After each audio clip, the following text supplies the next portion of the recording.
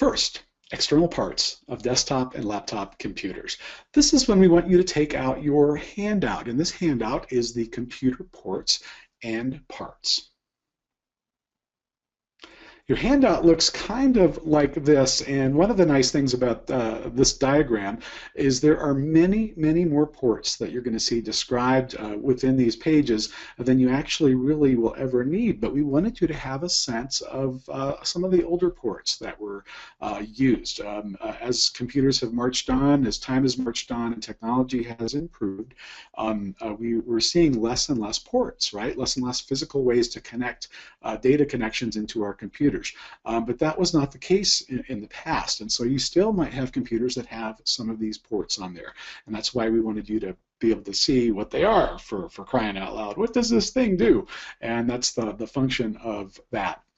Here is one of the most important parts of, in terms of power, our most important component of a port, and that's power. Now you might ask, what's the big deal with power cable? I see these all the time. Well, actually, if you don't have power, you don't have a computer, or you don't have the functions of a computer. Everything starts with power, and so there's a couple of things I want you to know about that. First, the modular power cord is probably one of the best inventions ever when it comes to technology, because when things became modular with a power cord, that means we could use the same power cord for different machines, different pieces of technology, as well as appliances and anything else that requires power. So when you're thinking about usability in terms of computers, a great thing to look at or to think about is how modular is it? Is this something that I'm using here? Can I also use it over here? So it's a really good value to have in terms of computers. And thinking about portability and things that function beyond their initial use. The other thing about the power is I want you to think about the way it looks. We're really familiar with the three-pronged power cord. Now, the reason for the round prong, that's our ground, and ground is an important part of power, especially where the voltages get higher, and it's part of the ways that we make an electric or electronic device safe or safer to be able to have a ground connection. Now, some things do not require a ground connection because they're just not pulling enough voltage, but that's one of the differences between the three-prong, for instance, and the two-prong cords that you may be familiar with. Here's an oldie but a goodie, and it's still hanging on there pretty well. This is the VGA video port, and this is the analog video port that we use, especially in the past, when we would convert the digital signal inside of the computer into an analog signal that a monitor could use. Now, this comes from the time when we have CRTs, or we had CRTs, which stand for cathode ray tube, which is it's like the old TVs, right? It was a 4:3 ratio, a little bit squarer than most of our devices today, and it needed a translation from the digital environment inside the computer to the analog receptacle. Now, things have changed, and we'll talk a little bit more about that in a moment in terms of monitor. But it's been important to still have access to VGA. It's one of those connectors that's really hung in there for a while, and we still see the need for them in libraries, because in libraries, technology does not die very quick. When we adopt something, it stays with us for a long time, and that's not a bad thing. It's just part of serving our public and making sure that things are good. Following the VGA was DVI, and not everyone jumped on the DVI bandwagon. Sometimes some of us went directly from DVI to HDMI, which we'll talk about in a minute. But in between, there is a port called DVI, and that stands for Digital Video Interface. Now, DVI ports did not require this translation from the digital world to the analog world. This was a straight digital signal coming from the computer to the digital monitor, and one of the benefits of this is that the resolution, or the clearness of the picture, tended to be a lot sharper and more realistic, and that was one of the advantages of staying in the full digital realm. Now, of course, we've got HDMI, and one of the cool things about the HDMI port is it carries both video information, like the other two, but it also carries audio information, or has that capability. And it's also a very nice modular plug. If you look back at these other plugs, there's lots of little connectors that need to be connected. With HDMI, there's a lot of connectors there. You can look at the image and see the gold contacts, especially on the plug version. But it's very modular and very easy to plug in. And if you've bought a TV lately, you've probably seen that the back of your TV has a number of these HDMI ports, and that's to allow lots of different video sources to be plugged in, especially as we're getting more things in terms of games and gaming and different media delivery devices. It's nice to have lots of ports to plug in, and then you use your television remote to switch between them. Another port that's very important is USB, and that stands for Universal Serial Bus. And back in the day, we had one end of the connector would look like that Type B, and that would plug into the business end of different devices. But this Type A is hung with us for a very, very long time. We've had this, and it's been very, very interesting to see how that's hung with us. One of the funny things about the USB Type A, you've probably noticed that you have a 50-50 chance of plugging it in correctly or incorrectly, as the case may be, if you're not able to see how it's plugged in. And so that's one of the funny things about the connector. Plugging that in is kind of like flipping a coin.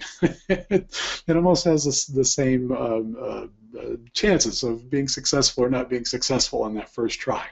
There's a new type as well, though, and it's called Type C. And Type C, among other things, is a strategy to converge physical ports on USB, and it provides much more than just USB connectivity. That's one of the interesting things about that. Over time, USB has, like other technologies, has improved or increased its capabilities. If you look at the speed chart here, you can see that the old USB was quite slow, and our modern versions, of course, are quite fast. The important thing about USB to remember is that it not just carries data information, or has the capability to carry data, but it also has the capability to provide power. And it's had that capability since the very beginning.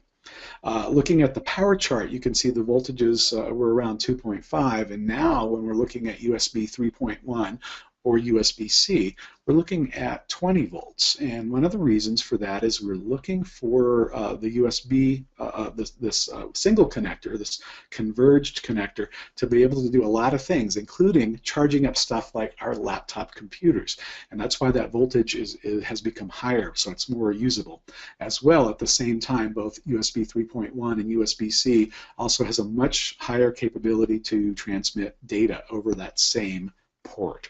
And again, the idea, I think, here is that we have a port convergence. This should be very familiar to you. This is the heart and soul of our data networks, is physical wiring, and we use, of course, Ethernet. And Ethernet uses an RJ45 connector. Next to that, you also see an older type connector that looks a little smaller, and those used to be used for our telephones, the RJ14 connector. As we're going further or forward with technology, one thing to remember is that we no longer need to have telephone wiring in our buildings. Ethernet comes in different flavors, comes in different speeds, and the cable, actually the cabling for telephones is considered Cat3 cable. Cat5 or Category 5 cable is the lowest minimum capability cable that we would like to help power our data networks.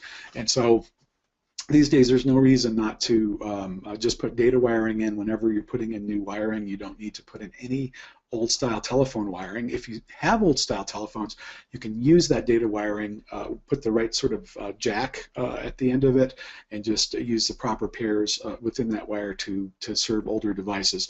But there's no reason to install Cat3, because you can't go beyond its capabilities ever. But you can be much more flexible with other forms of Ethernet cabling. So that's our recommendation there. Back in the day before companies like Apple eliminated the headphone port, if you had what was called a media PC, when you looked on the back, you might have had something that looks a lot like this.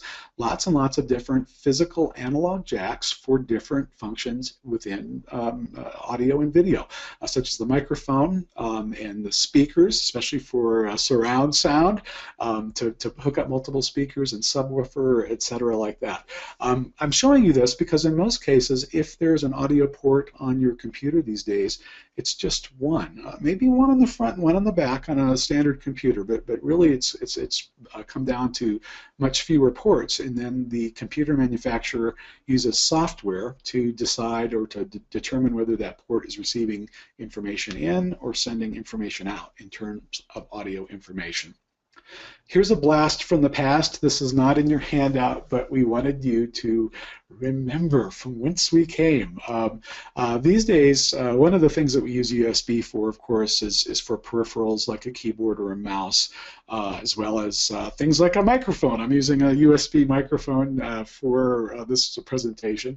But back in the day, we had a couple of different ports that had different functions. So one color would be used for the keyboard and one color would be used for the mouse. And of course, we don't need to worry about that anymore, but I always thought that that was great, that they were so special that they had to be color-coded to make sure that we always plug things into the right connector.